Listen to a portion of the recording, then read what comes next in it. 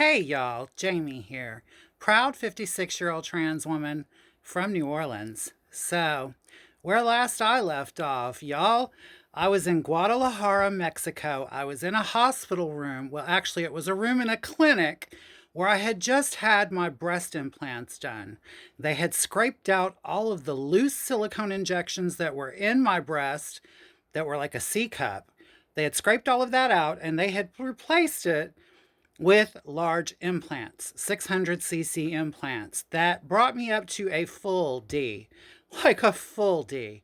Um, and so, yeah, I'm laying in the hospital bed. And my sugar daddy that brought me to Mexico to get this done says he needs to go get us cigarettes because we're going to need them back at the hotel when we get out of there, right? I'm like, okay, sure. So he leaves me there. I'm still just waking up from surgery when he left, right? Like he didn't even let me really wake up good. He leaves, y'all. I sit there and they're bringing me guava nectar to drink and they are trying to like ply me with crackers and things. I think animal crackers, if I'm not mistaken. Like they are placating me and the hours start ticking by. Here I am in the bed, in the hospital bed, okay, with brand new breast implants, just hours old, and he doesn't show up. 6 hours go by. Six. Y'all, I was ready to lose it. I couldn't communicate with anyone there in the clinic because none of them spoke English. None of them. And I speak no Spanish. Even though half of my closest friends are Latinas, my dumbass has never bothered to learn Spanish and still hasn't. What is wrong with me? Anyway, y'all, he finally shows up. That motherfucker finally comes walking in after 6.5 hours. 6.5 hours later, and I am ready to jump out of that fucking bed and punch him in the goddamn mouth. Like I am ready to I'm ready to clock him right in his jaw. Because I thought he left me hanging for a $4,000 surgery. Because back in those days, yeah, it was $4,000 at this surgeon. I'm thinking you left me on the hook for $4,000, motherfucker, in a strange country. I'm thinking I am dead meat, right? He showed back up. Son of a bitch got lost. He got lost in the neighborhood. He got lost and wandered the neighborhood for 6.5 fucking hours trying to find his way back to the clinic. The entire time. The entire time. So, needless to say, I'm extremely relieved.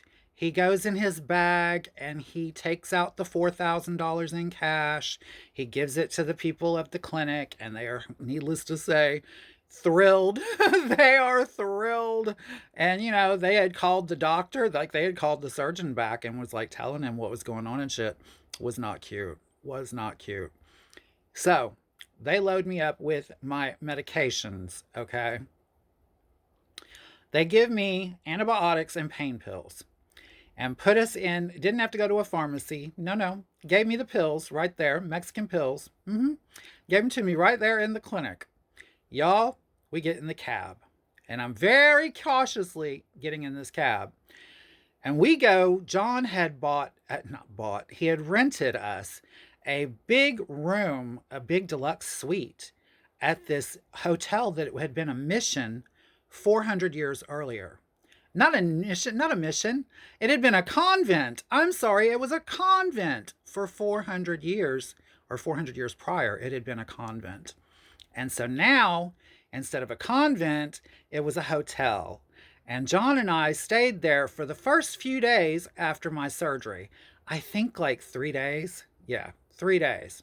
So for 4 days, we were in Guadalajara, okay? 3 days in the hotel in Guadalajara at this convent that is absolutely beautiful.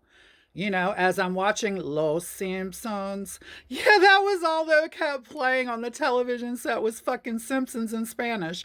Los Simpsons. I'll never forget that. Anyway, y'all, the pills they gave me. Well, the Mexican antibiotics were probably legit. I'm assuming those were legit. They were antibiotics. The pain medication he gave me? Fucking dog pain pills. Yeah. When I looked at the packaging closer, Yeah, something like El Canine or Canine or however it was Canine. I saw Canine and I saw a fucking little emblem of a dog on there, and I said, this son of a bitch gave me dog pain pills. And not only that, the motherfucker gave me 10 pain pills for a major surgery where he scraped silicone out of my breast and put in implants. And that's what I was left to deal with. Y'all, on the fourth day, I'm sorry, John and I decide to get on a charter bus. We're gonna cross Mexico because John couldn't just rent a car. Nah, let's be like real tourists. Let's get on a fucking bus, a Mexican bus. You know the kind, chickens, the whole 9 yard, goats, all of that shit. All of that shit. But this was supposed to be the luxury cruise liner, right? This was supposed to be the luxury route. Still had fucking chickens on that bus. Still had fucking chickens on that bus. And we proceeded to go across the entire country of Mexico from Guadalajara to Puerto Vallarta. And if y'all want to know what happens next, darling, y'all know the routine. This keeps getting better and more twisted. Y'all know what to do. Be here next time, and I will too. I love you all. I love you all for watching, and I love you for the comments. I will talk to you later. Bye, y'all.